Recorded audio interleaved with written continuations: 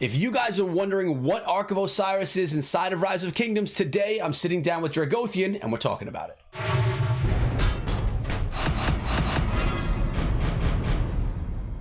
What is up, my friends? My name is Echo, and as you guys can see, I have Dragothien above me here today on the channel to be the educator, teaching all of us how to participate in the Ark of Osiris and what exactly we can expect from this event that goes on in the game so regularly. Hope you guys are doing well today. Make sure you sub the channel and ring the bell. But also, Dragothien, what's up, brother? How you doing, man? Oh, Echo, I'm doing fantastic. How about yourself, bud? I'm doing well. Thank you so much for coming down to the channel.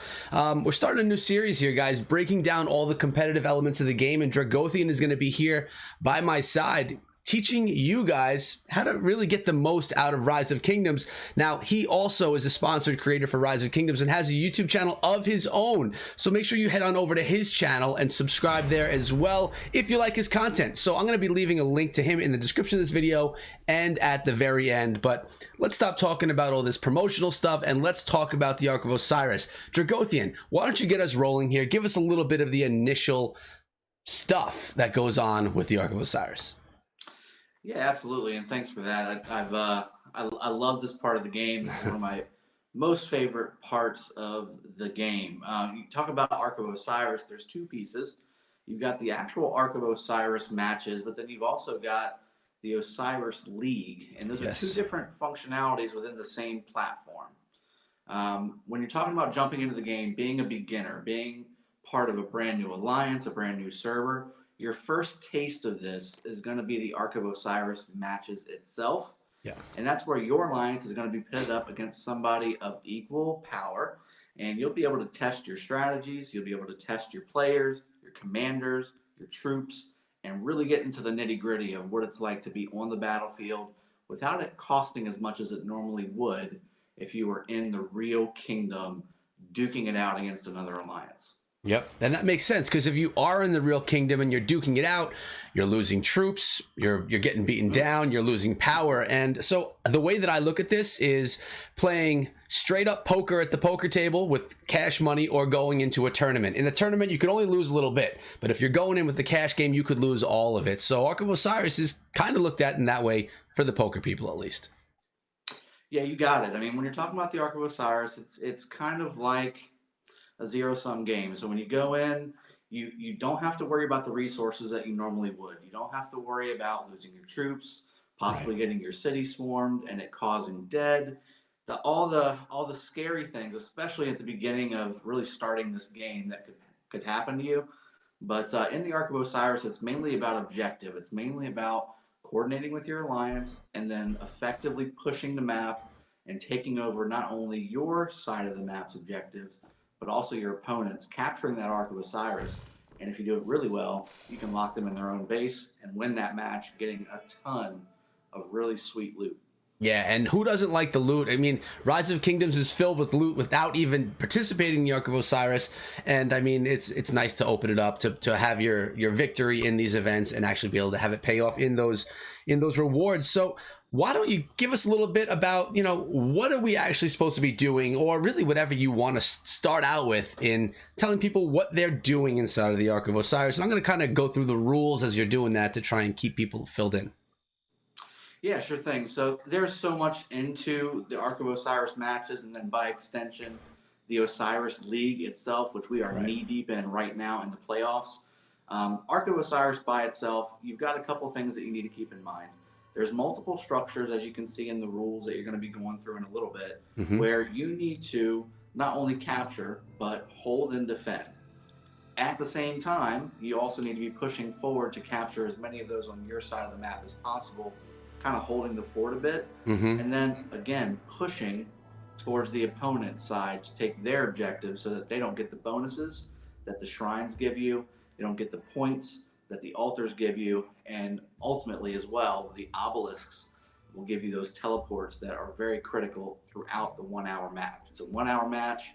You want to make sure that you effectively are pushing across the battlefield that entire time, taking as much as you can while losing the minimal amount that you have to make that happen.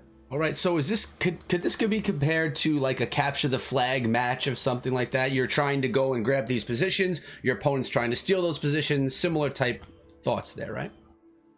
Yeah, it's actually, if you think about it, so because it's so complex, it's actually kind of a multiple, it's a merge of a bunch of different types of games. You got capture the flag because the ultimate goal, again, inside of that match is to capture the Ark of Osiris, which is in the dead center Right. of the map. And that spawns roughly every 6 to 8 minutes, depending on how the game is flowing. But once that's done, you've got the capture the flag portion with that. You've got a king of the hill portion with all the objectives. You've also just got a total domination portion as you start to march across the map with all of your armies. Then you've got rallies going on. You've got rallies defense. You've got all kinds of pieces moving. It's chess. It's checkers. It's everything in between. That's what makes this battle mode so fun when you're playing Rise of Kingdoms. Yeah, and not only that, it also has to do with power, right? I mean, you are going in against people with similar power in these events, so I mean, yes, power matters in this game. We all know that. That's a set in stone. But if you're being put up against equal opponents, there's some strategy and skill involved, and that's where the whole team element of this game comes in. You're exactly right. So the way they've been able to structure it, and of course, there's so many alliances and so many different flavors of alliances that it's almost impossible to have somebody one for one. There's usually going to be some kind of a small advantage when the matchmaking happens, one way or another. That being said, again, the beauty of this matchmaking process is that, or really the event in general, strategy tends to overwhelm that small advantage that you may have or not have. I've seen so many matches where it's been triple, quadruple the power, and like you said, power is a big deal in this game. Yeah. But with the right strategy and the right type of players on your side, you don't necessarily have to be the one that has that advantage, and you can still win being an underdog in this type of event. And that's where all these events can get exciting, right? Because you see this powerhouse coming in, and then to see the underdog come in with superior tactics, it's just pure excitement. And that's nice to know that even the smaller guys still can be victorious, or the smaller alliance still can be victorious in this. I mean, it's just straight up fun. And I mean, like I said, I haven't been able to participate in these types of things personally because of my time commitments in my life, which, like we were talking about earlier on, it could be a problem for some players. But that's all opening up right now, and I'm gonna be able to get involved, which is pretty exciting.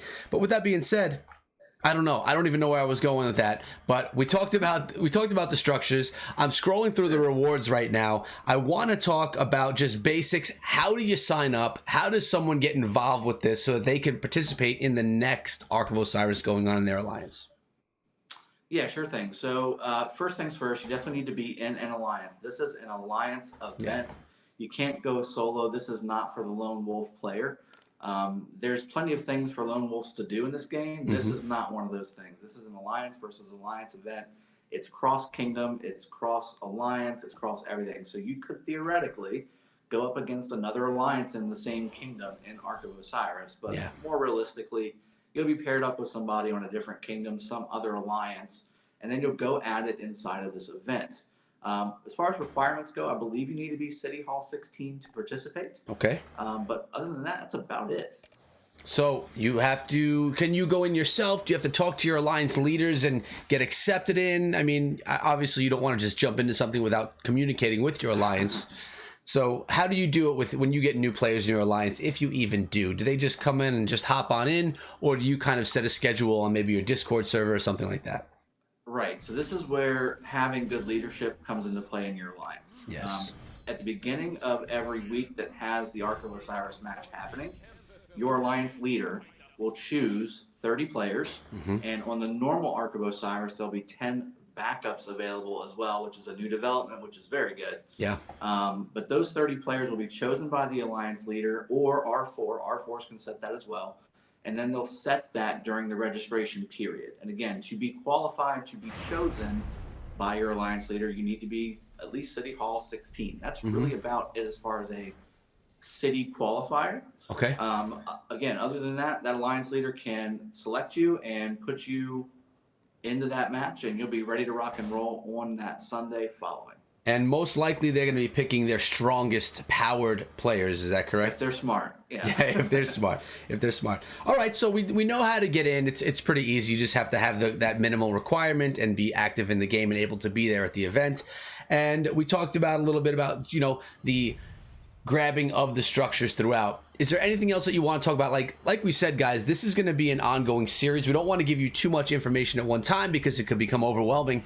So are there any other things that you think are important to talk about today in this video about the Ark of Osiris, again, for the beginner player?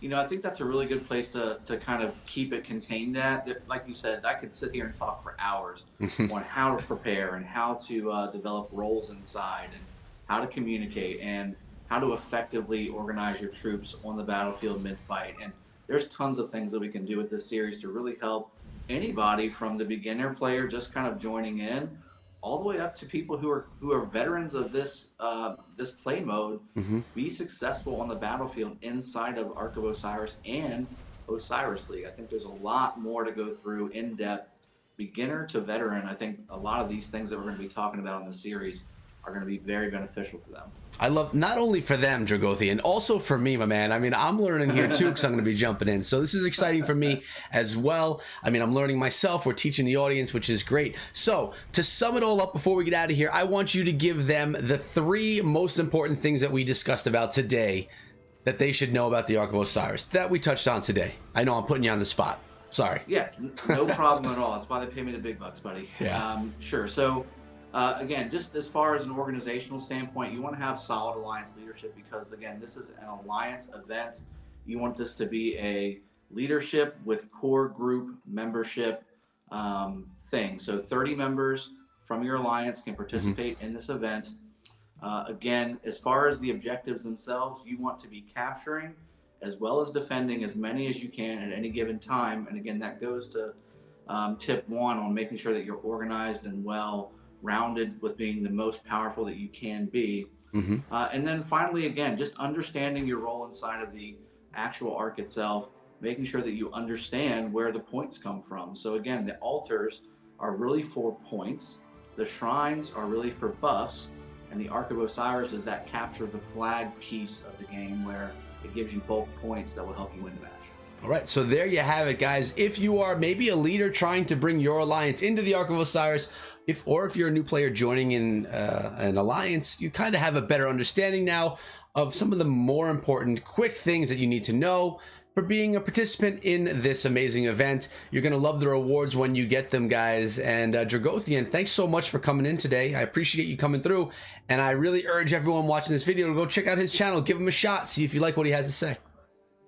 Echo, always appreciated. Glad to have it. Yeah, man. And I'll tell you what, something kind of funny. I've been looking in the wrong face cam the entire video, which is fine. We're going to roll with it. And now everyone knows, you know, I got 2 next to one another. It's okay. But guys, thanks so much for coming through. Remember to sub the channel and check out Dragothien's as well. We'll see all you back here later on today with another video. Until then, be good. Cheers, everybody.